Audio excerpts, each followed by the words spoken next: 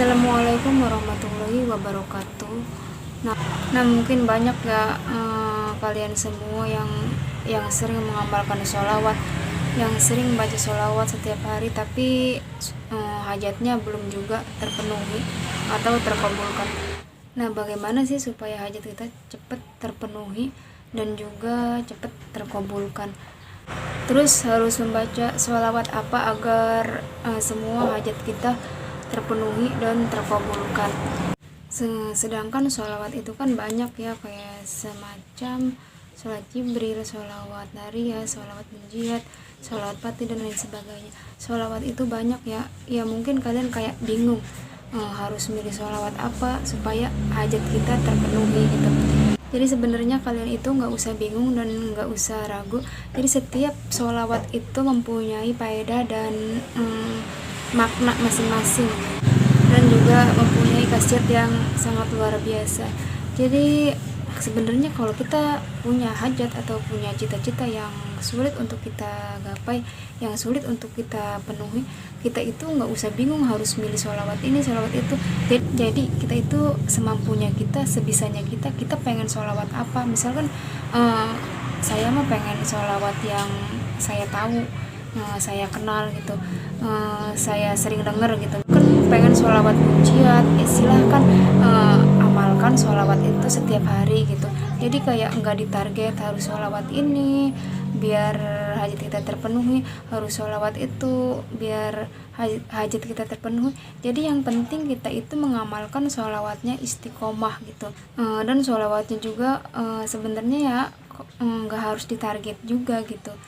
Yang penting kita itu kayak bener-bener istiqomah, kita mengamalkan. Misalkan nih, kita mengamalkan sholawat shollallahu ala Muhammad setiap hari, kita itu yang penting istiqomah gitu. Terus kalau bilangannya harus segini segitu ya enggak harus segini segitu juga. Jadi kalau kita mampunya 10 ya kita amalkan 10 setiap hari. Kalau kita mampunya 100 setiap hari gitu, kita amalkan 100 setiap hari. Jadi nggak ada batasannya segini dan segitu, nggak ada batasannya. Itu semampunya kita dan sebisanya kita. Dan terus bagaimana sih tata cara mengamalkan sholawat? Jadi membaca sholawat itu nggak punya tata cara khusus ya, nggak punya tata cara tertentu gitu. Jadi semampunya kita. Kalau kita misalkan dalam keadaan di jalan kita bersholawat, silahkan. Kalau kita bisa selesai sholat membaca sholawat, silahkan. Kalau kita lagi santai juga membaca sholawat, silahkan. Jadi terus apakah membaca sholawat itu harus mempunyai guru? Membaca sholawat juga enggak harus mempunyai guru dan enggak harus ijazah juga ya. Jadi semuanya itu sholawat itu emang langsung dari Allah gitu. Allah yang nyuruh kita untuk bersholawat gitu. Jadi nggak punya ijazah khusus, nggak punya tata cara khusus, nggak harus punya guru juga gitu. Silahkan amalkan sholawat sebisa dan semampu kita. Dan kita juga harus istiqomah kalau misalkan kita pengen cepat tercapai gitu. Dan itu juga sudah terbukti ya sama saya. Jadi saya itu emang waktu itu emang hajat saya itu cuman satu. Saya itu pengen punya anak gitu. Nah itu satu, karena saya itu penantian 1 tahun 3 bulan belum juga hamil. Nah di situ saya kayak bener-bener rutin mengamalkan sholawat yang saya suka ya waktu itu, mengamalkan sholawat shollallahu ala Muhammad. Karena kenapa saya suka ya, pertama bacaannya pendek, kedua ya mudah juga gitu. Terus ya emang kalau 1000 juga 1000 mengamalkannya juga nggak terlalu berat gitu ya buat saya gitu. Jadi mudah lah gitu. Jadi waktu itu saya kayak pengen banget punya anak. Hajat saya waktu itu cuma satu, pengen punya anak gitu. Itu saya pengen banget. Saya penantian 1 tahun 3 bulan saya belum punya anak. Dan saya berusaha rutin istiqomah mengamalkan itu setiap habis sholat 5 waktu. Pokoknya setiap hari lah saya rutin gitu. Nah di situ alhamdulillah nggak lama kemudian ya saya hamil gitu. Dan alhamdulillah saya sekarang udah punya anak gitu. Pokoknya di situ saya bersyukur banget karena saya dan suami itu penantiannya lama banget ya, cukup lama, 1 tahun 3 bulan, bayangin. Sedangkan saya itu tinggal di rumah mertua. Kalau suami kerja ya saya sendiri di rumah. Pokoknya itu hajat saya satu-satunya. Waktu itu saya pengen punya anak, dan alhamdulillah sekarang saya udah dikasih sama Allah berkat saya sering mengamalkan sholawat.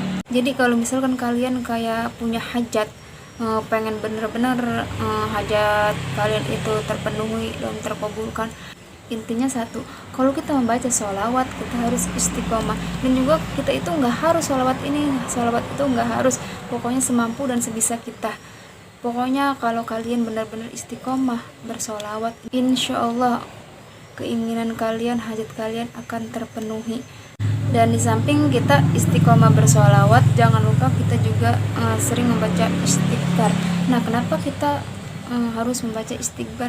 Ya karena kan kita nggak luput dari dosa, ya nggak luput dari kesalahan. Setiap hari pasti kita secara tidak sengaja kita berbuat dosa gitu.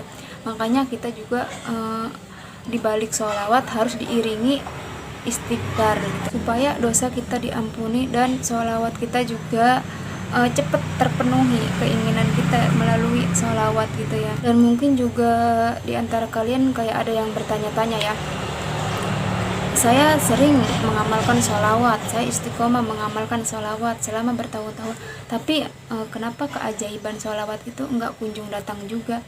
Nah, jadi kenapa keajaiban sholawat itu enggak kunjung datang juga? Coba tanyakan sama diri sendiri.